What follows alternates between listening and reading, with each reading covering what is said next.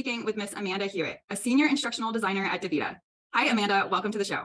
Hi, Crystal. How you doing? Good. I had experience on resume tips, how to navigate working full time. What's a typical day look like for you? You know, I'm only a few weeks in my newly acquired role as a senior instructional designer at DaVita. It's so interesting, Crystal. I don't know, have you had a chance to check that out? No, but I just interviewed Luke Hobson 2 days ago, and really? I was just going to mention that we were talking a lot about AI. I'm going to put the link in the post, and it's 5 ways that you can use AI in instructional design. The video sounds really interesting. Yeah, it definitely is. It was like 45 minutes long. So he's like, you can go ahead and just filter through, my certain topics and just kind of click through. But I just listened to it while I was checking my email and prepping for the day. And it was quite interesting. I don't want to have any I don't want to give you guys any spoilers, but I'll send you a link, Crystal, and you can check it out. Yeah. It's really exciting. I wanted to check out the chat bot, the AI chat bot he talks about, but unfortunately I went to it and it said that it was resting. So I think people have been wearing it out. And I commented that on his channel. I'm like, hey, Luke, the chatbot is resting. He's like, oh, that would happen right after I published this. He thought it was funny. So yeah, but it's I was wondering which chatbot he had been using, because he was talking all about it. But chatbot GPT. Okay, yeah. Yep. Well, I wasn't sure which. Aren't there all kinds of programs? And yeah, there might be.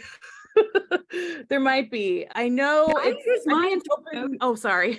Go ahead. I use it through Notion. So I'm on Notion all the time, and they have AI right on there. But then I Googled it, and there's all kinds of programs, and you have to pay money for it, but then the one on Notion is free. So I just started wondering, are there better ones, or I think the one he was using, it's the Chat GPT was developed by OpenAI, and right. I just looked at it real quick, and it's just openai.com/blog/chat-GPT. And I can send you that link once we're done. Okay. But it looks like maybe because this morning it was resting. So yeah, but yeah. Oh, now I can log in or sign up. So awesome. I'm not gonna do that right now, but so it's kind of fun. But I tried to try it, and I was like, oh, it's resting right now. And I'm like, oh, okay. It's like, I guess even AI needs a rest. Well, folks are it's in high demand, so people are trying it out. So I bet they're probably just massively bombarded. They can't handle all the users. Yeah, definitely. That's awesome. I know. AI is just crazy right now. Auto essay is taking over. No panic, guys. Nobody panic. Transitioning teachers, don't panic. But I think, yeah. Oh, go ahead.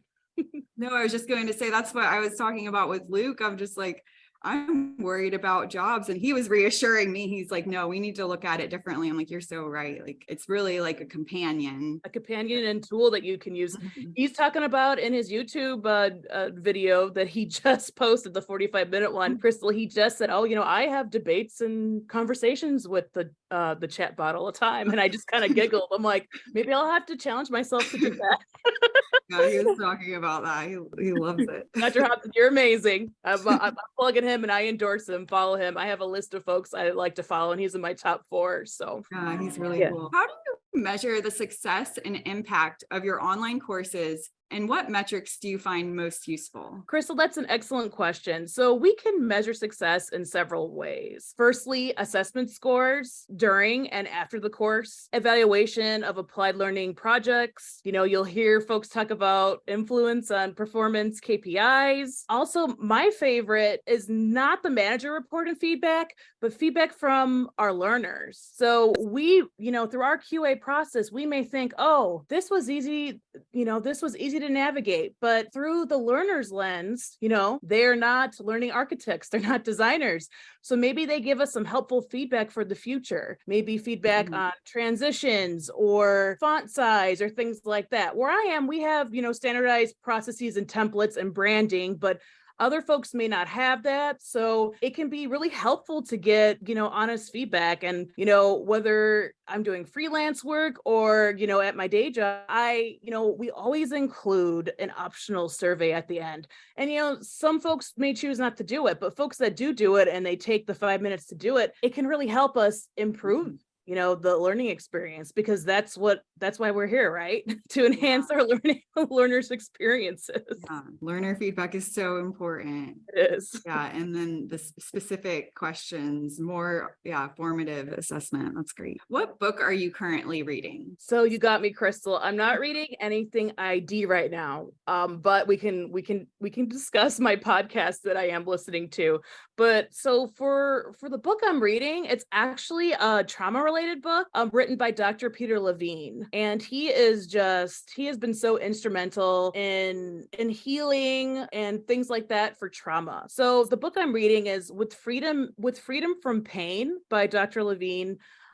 It's two pioneers in the field of pain and trauma recovery, and he addresses a crucial missing factor that's essential to long-term healing, addressing that unresolved emotional trauma within the body. So yes, this isn't ID related, but it's related to my volunteer work that I do, and I'm always looking for credible clinical and, other resources to share in my groups. So I thought that was really interesting to share. Yeah, no, I love that. Peter Levine, the name sounds familiar, but you probably see folks post and quote him all the time, because a lot of his quotes may be about trauma and healing, but people every day experience, anxiety and stress and things like that, or maybe an isolated event or something like that. So yeah, he's really popular, like on Facebook and Instagram, I would say. Okay, I'll look him up. I got my bachelor's degree in psychology and then got my master's in instructional design. Yeah, so I love to try and I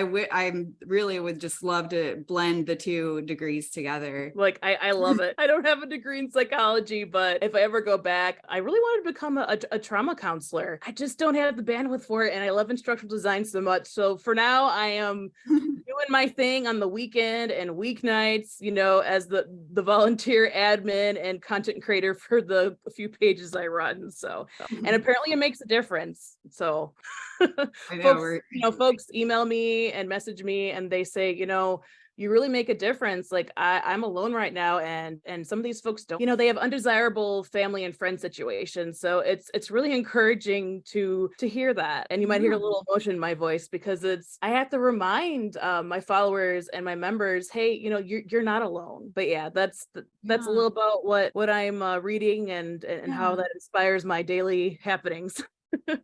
Everything's connected with each other. Okay, so you did mention what podcasts you listen to a little bit. Yeah, so I listen to a lot, but I'm just going to narrow it down for time's sake for two. So Dr. Luke Hobson has an ID podcast and his really robust YouTube channel. And I actually put it in our question form for you, Crystal. So I'm sure you probably already checked out his stuff, but it's there if you need it. And then another person I follow is Sarah Canastra. So she's done instructional design work, but she's kind of like a general L&D like job coach and guru. She helps folks who are transitioning or folks who want to find another job in the L&D space. She emphasized that L&D is not a job. There are a lot of different sub areas that you can do: instructional design, training management, LMS administration. You could be, an onboarding specialist.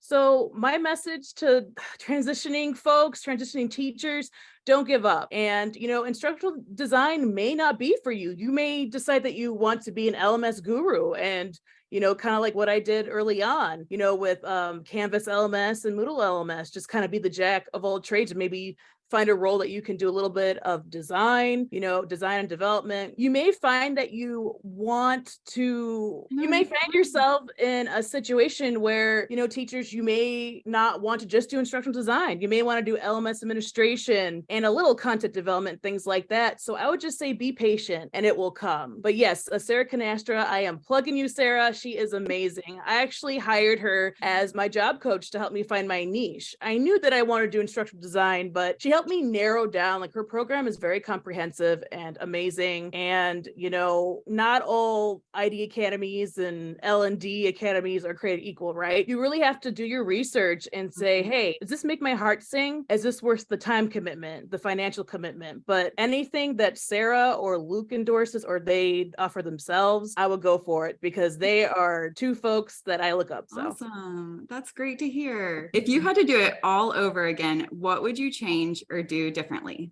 Crystal, I wish I would have started earlier in the learning and development L&D space, like as a coordinator, as I spoke to earlier, or onboarding specialist during my undergraduate years, maybe as a part-time role or internship, and then worked my way, gradually into instructional design, because ID is definitely where I want to be. I didn't know as a young undergrad, being in my early 20s, I didn't know what I wanted to do. Mhm. I went to school and did English education, but decided that wasn't for me. So I did English and business, and then moved on to the administration master's degree in human resources. And ID kind of found me. So I just want to reiterate that ID isn't always going to be exciting or glamorous, but I want to make that clear. I love what I do, but it may not be for everyone, and it isn't a teacher's only transition path. But I do love ID and I advocate for the field, but it's just there are several roles that have a little bit of assessment design, some course coordinator duties,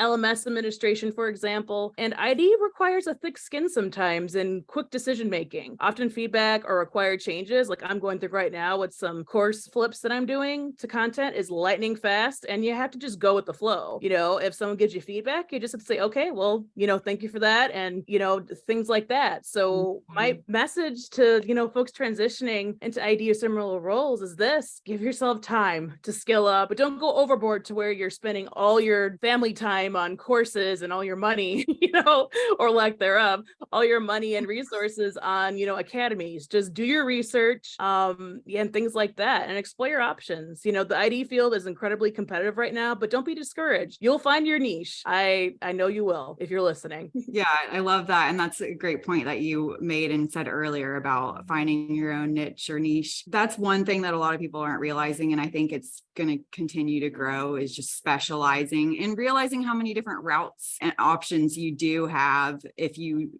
think you don't like it, like you were saying earlier. I think that's really important for people to understand how many options we have. Yeah, or also just start small. Like, Yeah. 12 years ago, I was like making minimum wage and working call center jobs and, working in medical records and things like that. So sometimes you just have to work your way up. So Crystal, like I was saying before, you may have to start small. So teachers that are used to making an X amount of salary, they may have to maybe do an internship first, or maybe try an onboarding specialist role and work your way up into design, because sometimes onboarding folks, they have to design training or PowerPoints, and that is definitely a starting point. So you can also kind of upskill on your own with the authoring tools. I just want to be clear, just knowing Camtasia or Storyline does not make you a true instructional designer. So that's just the authoring piece. So yeah, that's my 2 cents in advice. And I would just say, be patient and don't give up. Yeah, thanks for mentioning that and pointing that out. And a few people that I've interviewed have said that as well. So I think it helps remind us all that that's something that people need to be focusing on, is their skills and not just learning the technology. Thank you so much for giving me the opportunity to interview you today. I thoroughly enjoyed the process. I really think people will find value in what you and the answers that you provided today. And thank you so much. Thank you so much, Crystal. I appreciate it.